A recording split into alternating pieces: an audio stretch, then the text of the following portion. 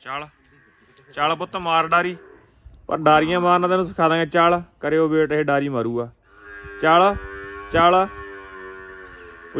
Position ਲਈ ਜਾਂਦਾ ਹੁਣ, ਇਹ ਡਾਰੀ ਮਾਰੂ। ਬੱਚਾ ਬਾਈ ਇਹ ਜਿਹੜਾ ਆਪਣੇ ਕੋਲ ਲੱਕੇ ਕਬੂਤਰ ਨੇ, ਇਹਨੂੰ ਡਾਰੀ ਮਾਰਨਾ ਸਿਖਾਵਾਂਗੇ ਹੁਣ। ਵੀਡੀਓ ਨਾਲ ਬਣੇ ਰਹੋ। ਚੱਲ ਫਿਰ ਮਾਰ ਡਾਰੀ।